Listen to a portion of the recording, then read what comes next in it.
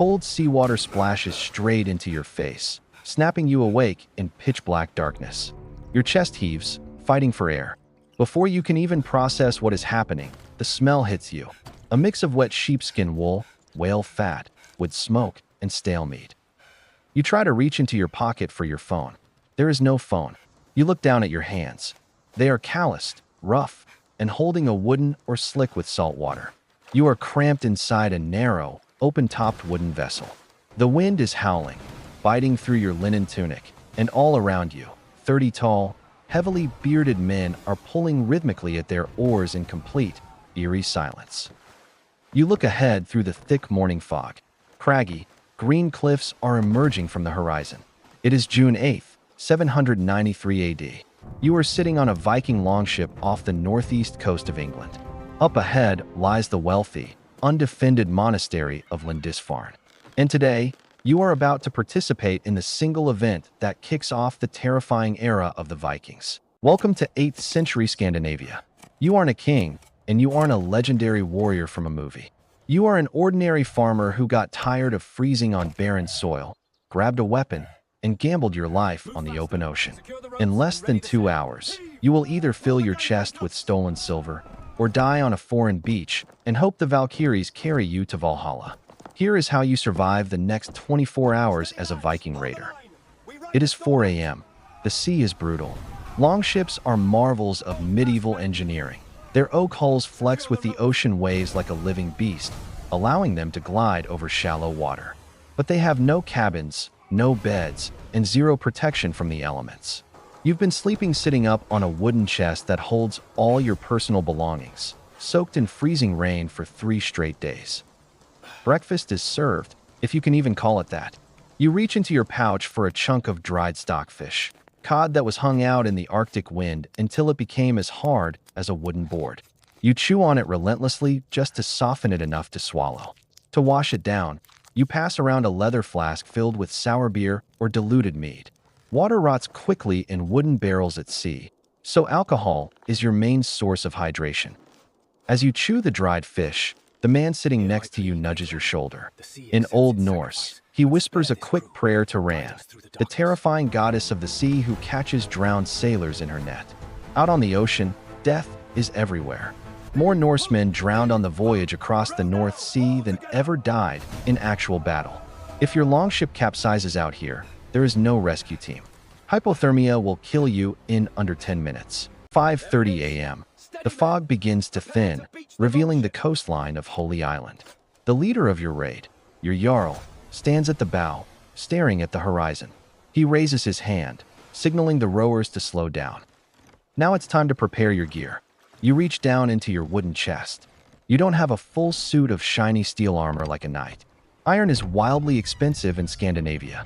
Unless you are a wealthy chieftain who owns a chainmail shirt, your armor consists of thick, padded leather tunics filled with wool to absorb blunt force impacts.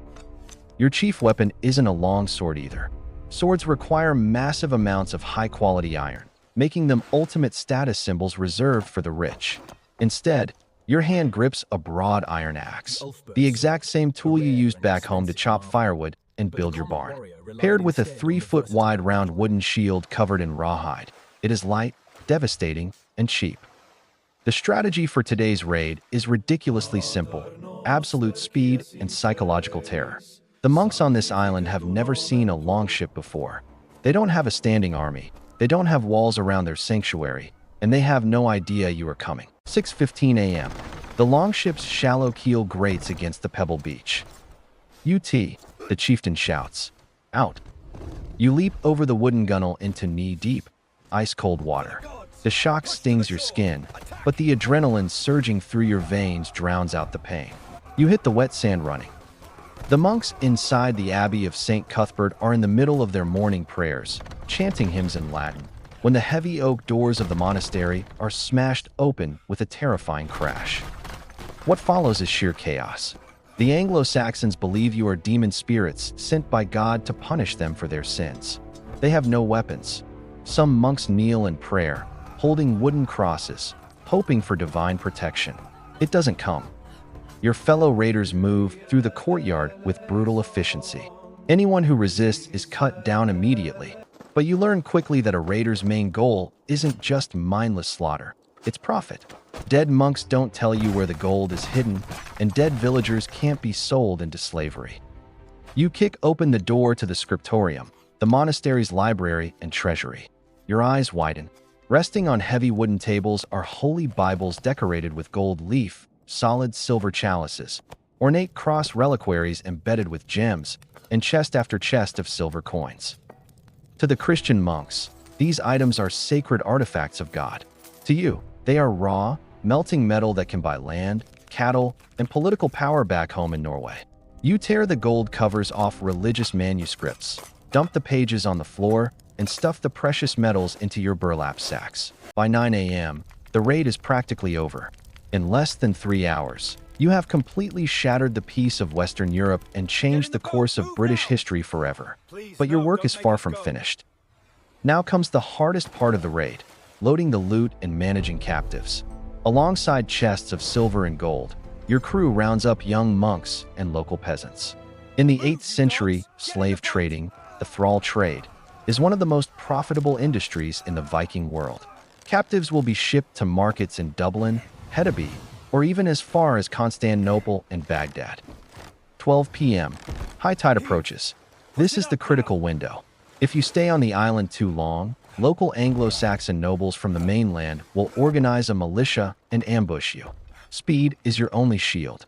You drag the heavy wooden chests and bound captives through the surf, loading them into the hull of the longship. As the island recedes into the distance, smoke rises into the sky behind you. The monastery of Lindisfarne is burning. News of this attack will send shockwaves through every kingdom in Europe, birthing the famous prayer recited in monasteries for centuries. From the fury of the Northmen, "Good Lord, deliver us." 2 p.m.